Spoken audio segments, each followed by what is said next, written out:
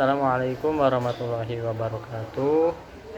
Perkenalkan, nama saya Yogi Prayoga. Saya dari Prodi PAI, akan KIC akan mempresentasikan materi tentang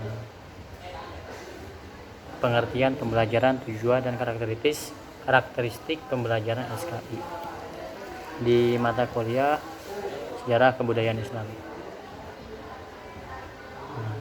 Yang pertama, saya akan menjelaskan tentang pengertian pembelajaran sejarah kebudayaan Islam. Nah, pengertian kepembelajaran secara sederhana atau istilah pembelajaran bermakna sebagai upaya untuk membelajarkan seseorang atau kelompok orang melalui berbagai upaya dan berbagai strategi, metode dan pendekatan ke arah pencapaian tujuan yang direncanakan. Nah, di sini ada ada pengertian dari beberapa pakar atau para ahli, yaitu menurut Umar H. Malik adalah suatu kombinasi yang tersusun meliputi unsur-unsur manusiawi, internal material, fasilitas perlengkapan dan prosedur yang saling mempengaruhi untuk mencapai tujuan pembelajaran. Nah, itu untuk salah satu dari para ahli pengertiannya. Lanjut, kita ke pengertian sejarah kebudayaan Islam. Nah, sejarah kebudayaan Islam itu apa sih? Nah, sejarah kebudayaan Islam itu merupakan suatu cabang ilmu pengetahuan yang berhubungan dengan pertumbuhan dan perkembangan Islam dari zaman Nabi Muhammad SAW hingga saat ini. Nah, yang dimaksud dengan sejarah adalah tadi tentang riwayat hidup ataupun tentang pembahasan tentang masa lalu. Nah, dan sejarah ini bisa kita ambil hal-hal baiknya untuk diterapkan di masa sekarang ini. Nah, sedangkan kebudayaan Islam itu adalah hasil karya, karsa dan cipta umat Islam yang didasarkan kepada nilai-nilai ajaran Islam yang bersumber hukum dari Al-Quran dan Sunnah Nabi Muhammad SAW. Nah, untuk selanjutnya saya akan menjelaskan tentang tujuan pembelajaran sejarah kebudayaan Islam. Nah, di sini yang pertama yaitu peserta didik yang membaca sejarah adalah untuk menyerap unsur-unsur keutamaan daripadanya agar mereka dengan senang hati mengikuti tingkah laku para nabi dan orang-orang soleh dalam kehidupan sehari-hari.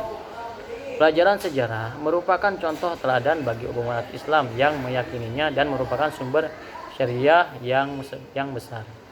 Nah, yang ketiga itu studi sejarah dapat mengembangkan iman, mensucikan moral, membangkitkan patriotisme dan mendorong untuk berpegang pada kebenaran serta setia kepadanya. Yang keempat itu ada pembelajaran sejarah akan memberikan contoh teladan yang sempurna kepada pembinaan tingkah laku manusia yang ideal dalam kehidupan pribadi dan sosial anak-anak untuk mendorong mereka mengikuti teladan yang baik dan bertingkah laku seperti Rasulullah SAW, karena itu yang paling utama dan paling penting, yaitu yang dapat kita contoh untuk menjadi suri teladan, yaitu yang paling baik dan paling utama yaitu Nabi Muhammad SAW. Nah, selanjutnya di sini saya akan menjelaskan tentang fungsi pembelajaran sejarah kebudayaan Islam. Yang pertama itu ada fungsi edukatif, yang kedua itu ada fungsi keilmuan, yang ketiga itu fungsi transformasi. Yang pertama, fungsi edukatif itu apa sih? Fungsi edukatif itu melalui sejarah peserta didik ditanamkan menegakkan nilai, prinsip, sikap hidup yang luhur dan islami dalam menjalankan. Terus, fungsi keilmuan, peserta didik memperoleh pengetahuan yang memadai tentang masa lalu Islam dan kebudayaannya. Yang ketiga yaitu fungsi transformasi. Sejarah merupakan salah satu sumber yang sangat penting dalam rancangan transformasi masyarakat. Nah, yang terakhir yaitu ada karakteristik pembelajaran sejarah kebudayaan Islam. Nah, di sini saya mengambil dari salah satu ahli, yaitu menurut Hanafi, yaitu karakteristik mata pelajaran sejarah kebudayaan Islam tidaklah berbeda dengan karakteristik mata pelajaran sejarah umum. Nah, karena fokus utamanya yang mencoba menggali peristiwa masa lampau. Ia juga mengemukakan karakteristik mata pelajaran sejarah kebudayaan Islam sebagai berikut. Di sini ada 4 poin sebenarnya. Nah, yang pertama itu sejarah terkait dengan masa lampau. Masa lampau berisi peristiwa dan setiap peristiwa sejarah hanya terjadi sekali. Jadi pembelajaran sejarah adalah pembelajaran peristiwa sejarah dan berkembang masyarakat yang terjadi. Yang kedua itu materi pokok pembelajaran sejarah adalah produk masa kini berdasarkan sumber-sumber sejarah yang ada. Ketiga itu sejarah bersifat kronologis. Yang keempat sejarah mengandung prinsip sebab akibat dalam mengerangkai fakta yang satu dengan fakta yang lain.